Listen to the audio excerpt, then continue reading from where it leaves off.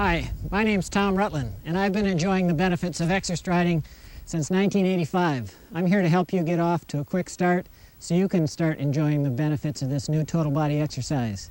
We've come to a park to introduce you to exerstriding, but one of the great things about exerstriding is you can pick up your exerstriders, walk out your own front door, and exerstride in your neighborhood on city streets and sidewalks. The first thing you need to know about exerstriding is that it's nearly as simple to do as walking. The only thing that's very different about exerstriding is the range of motion of the arms. When you walk, your arms swing in front of the body and behind the body. They move in opposition to the legs. When the left leg is forward, the right arm is forward. And this is as natural as can be. You don't have to think about it when you walk, and you shouldn't think about it when you exerstride. Your body will do what it's been doing for years, and the arms and legs will move in opposition, or what's called a cross pattern. Okay, what's different about the arm swing? Instead of swinging in front of the body and behind the body, in exerstriding you extend the arm further forward into what I like to call the handshake position, extended with a slight bend in the elbow. And since you need to keep the arms and the legs in cadence, you can't swing as far back. So you get a pendulum-like motion that moves from the handshake position down near where the leg that's coming forward meets that arm. The exerstriders have a right-handed and a left-handed grip.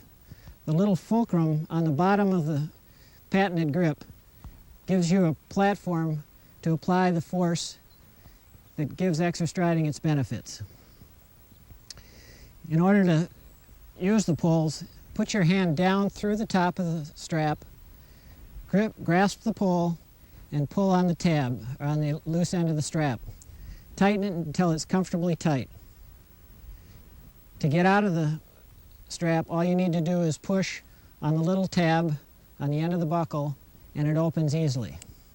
Before we pick up the other exerstrider pole, let me show you how exerstriding works. Pick up your pole and hold it out in the handshake position in front of your body. Now put your other hand on your abdominal muscle and press the exerstrider pole down into the ground. You'll feel the abdominal muscle tighten. If you reach around here, you'll feel the latissimus dorsi, the large muscle on the side of the back, tighten. The tricep, the muscle on the back of the arm, and the pectoral. Now lots of other minor muscles around the trunk and in the arm are working with each stride too. But each stride, the way that you get the benefits from exerstriding is to apply this force with each stride. And you'll get these contractions with each stride. In a mile, you'll do about 2,000 of the abdominal contractions and about 1,000 each of the lateral contractions. Now, these are not done against a great deal of resistance, but if you do a high repetition contraction of the muscle against a fairly low resistance, what you're going to do is you're going to build lean muscle mass that has tremendous endurance. You're going to burn more calories, and you're going to develop the strength of those muscles gradually. You're not going to develop a body that looks like a bodybuilder, but that's not a goal that you should have if you're looking for a real fitness. What you need are lean, supple, strong endurance muscles. Begin with your arms hanging loosely at your side and just begin to walk until your arms and legs are swinging naturally. Once they are, begin to extend the arms further forward, applying force as the poles land, and you're exerstriding. Once again, start with the hands at the side and just begin to walk until you're walking normally. Then extend the arms in front of the body, apply the force as the pole lands, and you're exerstriding. If you have trouble learning with the technique where you begin walking and make the transition into exerstriding, here's an alternative technique you can try.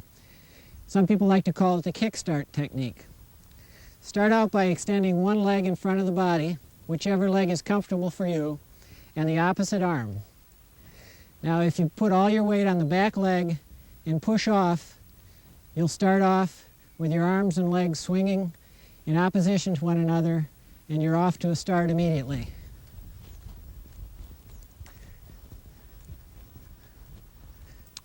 Another technique that can be particularly helpful for some people is what I call the Sousa March technique. Now, because the feet and the poles land at the same moment, it sometimes helps to get a Sousa March going in your head or audibly and land the feet and the poles at the same time. It sounds a little silly, but it helps a lot of people bring the arms and the legs together. So just start out with your best Sousa March and see how it works. Dum dum da dum dum dum dum dum da da dum dum dum da dum da da da dum dum dum. That's good for laughs, but it works. So give it a try if all else fails. When you first begin to exerstride, you may find it difficult to land the pole lightly and apply the force. There may be some bouncing of the tip or some sliding as you apply the force. This will improve as you practice. Your timing will improve, which will mean that the tip won't tend to bounce, and as you apply a strong push to the pole as it lands, you won't get any slipping. So just work on it for a few minutes and you'll begin to feel more and more comfortable and confident. At this point, I'm going to give you a little tip on how to get better control of the landing on your Exerstriders. As you finish the push, contract the muscles in the hand slightly, and when you do so, the tip will raise off the surface, and as you extend your arm forward, you relax the grip and bring the pole to a light landing. This will take some time to develop the fine coordination to make this landing very light, but what you want to do is work on landing the pole as lightly as possible, and then at the moment of contact, applying as much force as possible. Now you're going to go out and exerstride, and some days you're going to feel a lot of energy and like you want to put a lot into it. Do as much as you can each time you go out. The more work that you put into the upper body, the more benefits you're going to get from exerstriding. The cardiovascular effects of exercise are directly proportional to the amount of large muscle mass that you use and the intensity with which you use that muscle mass. Whenever I teach people to exerstride, I hear several questions. How fast should I walk? Walk at a comfortable pace. You don't have to walk fast to get the benefits of exerstriding.